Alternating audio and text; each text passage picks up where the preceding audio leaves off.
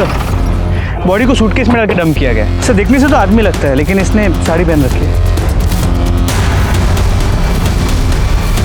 हो सकता है ये कोई आदमी हो या फिर कोई किन्नर। सवाल ये है कि इसे इस तरह से मारकर यहाँ पर डंप किसने किया है, और अगर ये आदमी है तो इसने ऐसा हुलिया क्यों बनाकर रखा है।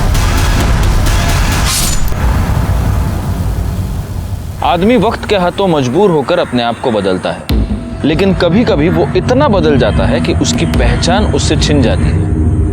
नमस्कार, मैं senior inspector Rajesh Jadhav, crime petrol Dastak के आज के इस भाग में आप सबका स्वागत करता हूं।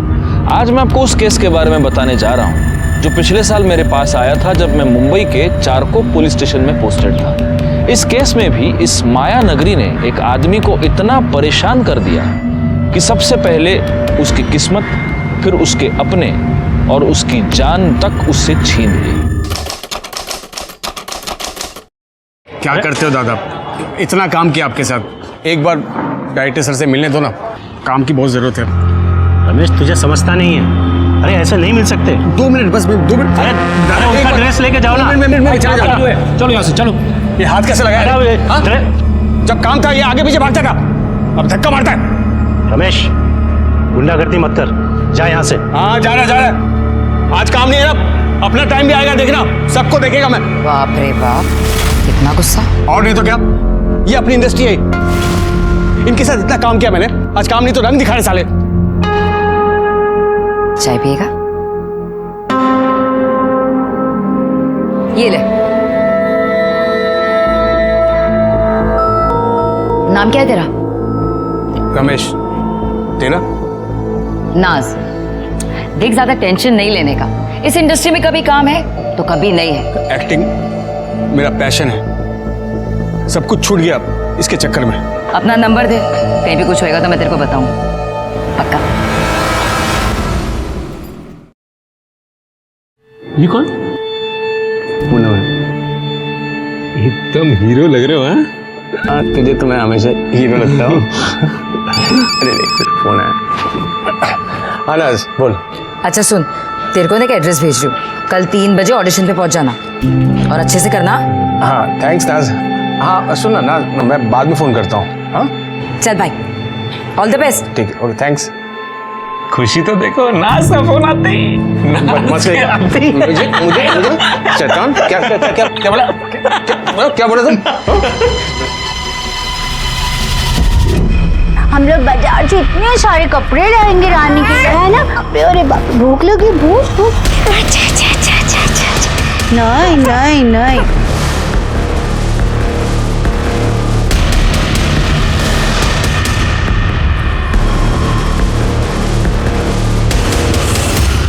ये एड्रेस है, 2:30 बजे इंटरव्यू के लिए चले जाना। पापा, मैंने आपको पहले भी कहा कि मुझे प्यून की नौकरी नहीं करनी है।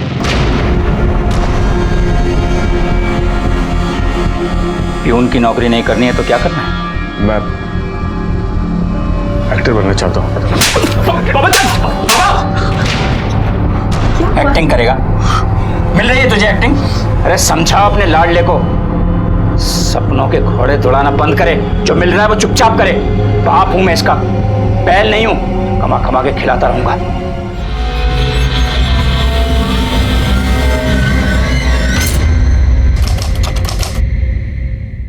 संभल के। पक गया हूं मैं, कुछ भी अच्छा नहीं हो रहा। तू कितना पागल है ना, कितनी टेंशन लेता है तू। वो तूने सुना नहीं, टेंशन लेने का नहीं बॉस, देने का, समझा? तू हमेशा मुझे एनकरेज करती है, इसीलिए मुझे तू अच्छी लगती है बहुत। क्या कह रहा है तू? यही कि मैं तुझसे प्यार करता हूँ। ना मत बोलना नाज। अरे नाज मैडम, आपका शॉट रेडी है, सर बुला रहे जल्दी। हाँ आ रही हूँ, आती हूँ।